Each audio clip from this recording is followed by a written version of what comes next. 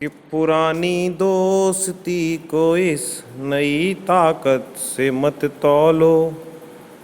ये संबंधों की तुरपाई है, षड्यंत्रों से मत खोलो। दोस्तों नमस्कार। आज का नया अध्याय लेस गिबलिन की लोक व्यवहार में कुशलता, औरों में महत्वपूर्ण होने का एहसास जगाएं। बहुत सुंदर अध्याय शुरू करने से पहले मैं एक छोटी सी स्टोरी आपको सुनाना चाहूँगा जो इस अध्याय से काफ़ी हद तक रिलेट करती है। एक डॉक्टर साहब अपने क्लिनिक से घर के लिए निकले थे। काफ़ी दूरी पर जाने के बाद उनकी गाड़ी खराब हो गई। उन्होंने जैसे गाड़ी से बाहर निकल के देखा तो उनका टायर पंचर था। अब चूंकि मई जून का समय था, उन्होंने उस भरी दोपहरी में उस टायर को चेंज करने के लिए स्टेपनी लेकर आए, अपनी डिग्गी में से स्टेपनी लेकर आए। और जैसे ही वो उस टायर को चेंज करने वाले थे, उनके चारों स्टेपनी के चारों नट पास वाले नाले में गिर गए। नाला इतना बड़ा था कि उसमें से नट्स को निकालना बड़ा असंभव था। डॉक्टर साहब बड़े परेशान हो गए, पसीने से तरबतर। उन्होंने उस जगह से कई लोगों से मदद भी मांगने की कोशिश करी, लेकिन उन्हें कोई मदद नहीं मिली।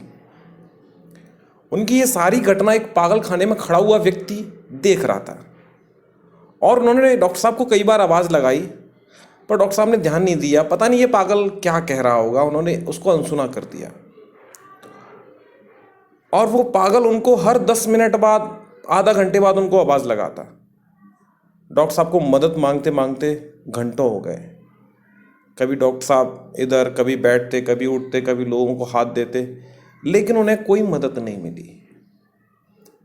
काफ़ी समय बाद फिर उस व्यक्ति ने पागल खाने से आवाज़ लगाई। डॉक्टर साहब झुंझुलाते हुए बोले कि आखिर ये व्यक्ति कहना क्या चाहता है, मैं उसकी एक बात सुन तो लूं। और उस व्यक्ति के पास झुंझुलाते हुए गए, बता भाई क्या बोलना चाह रहा है, क्या बात है। तो उस व्यक्ति ने बोला कि सर, आपकी सारी घटना मैंने अपनी आंखों से देखी हुई है। तो व्यक्ति बोला, डॉक्टर साहब ने कहा कि तो हाँ, मैं क्या करूं।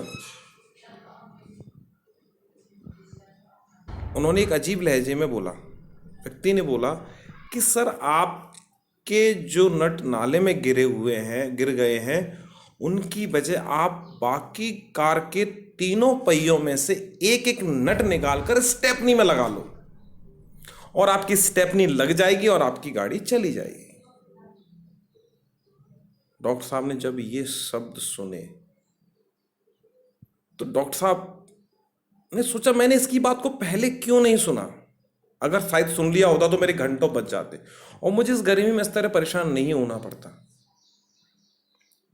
क्योंकि डॉक्टर साहब ने इसलिए नहीं सुना क्योंकि उस पर बोर्ड लगा हुआ था पागल खाने का, मेंटल हॉस्पिटल। तो तुरंत ख्याल आया ये पागल ही होगा, क्योंकि पागल खाने के अंदर है तो पागल ही होगा। ऐसी हमारी घटनाएं जीवन के रोजमर्रा लाइफ में होती है। हम कई बार ऑब्जर्व भी करते हैं और ऑब्जर्व कराते भी हैं, पर यह फर्क नहीं पड़ता कि डॉक्टर साहब का क्या हुआ, उस व्यक्ति का क्या हुआ। पर यह फर्क जरूर पड़ता है कि हमारे अपने जीवन में अपने पद और पैसे से कभी ना तौलें। जरूरी नहीं कि आपने सफलता बहुत बड़ी पाई हो जीवन में, किसी के पास उतनी बड़ी सफलता ना हो, पर अनुभव आपसे ज़्यादा हो। कई बार तो हम कोशिश करते हैं कि हमारे जो रिलेटिव्स हैं, एक पद पर पहुंचने के बाद हम ये उम्मीद करते हैं कि वो हमारा सम्मान करें। जिन लोगों ने आपको बचपन से खेलते हुए देखा है, आपने उनको सम्मान दिया है, लेकिन एक पद आने के बाद आप उनसे भी ये सम्मान की उम्मीद करते हैं। तो मैं ऐसे लोगों से ये कहना चाहूँगा कि आपका पद और पैसा एक अलग चीज़ है, बल्कि आपका लोक व्यवहार एक अलग चीज़ है। आप कभी रिश्तों से अपने पद और पैसे को ना तोलें। तो दोस्तों, शुरू करते हैं आज का अपना अध्याय। मानवीय स्वभाव में एक खास तत्व होता है, आप, मैं और हम सभी में इतनी गहराई तक जड़ पकड़े है कि हम सबसे कुछ ऐसा भला बुरा करवा बैठता है जिससे कि हमें महत्वपूर्ण समझा जाए, जिससे अपनी पहचान बनाने की एक तीव्र इच्छा पैदा होती हो। तो मानवीय संबंधों को कुशलता पूर्वक निर्वाह के लिए जरूरी हो जाता है कि हम लोगों में महत्वपूर्ण होने की इच्छा को प्रबल करें। याद रखिए, आप मनुष्य को जितना ज़्यादा महत्व देंगे वो आपकी उतनी अधिक अभ्यर्थना करेंगे।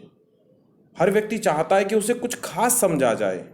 ये हमारी एशियाई मनोवृत्ति का बहुत जबरदस्त हिस्सा है।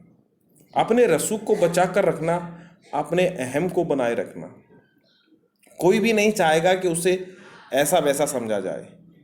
किसी की अवहेलना करना या उसे छोटा करने की कोशिश कर आप उसे ऐसा वैसा ही समझ रहे होते हैं। ध्यान रहे, हर व्यक्ति का अपनी निगाह में उतना ही महत्व होता है जितना कि खुद आपका आपकी निगाह में।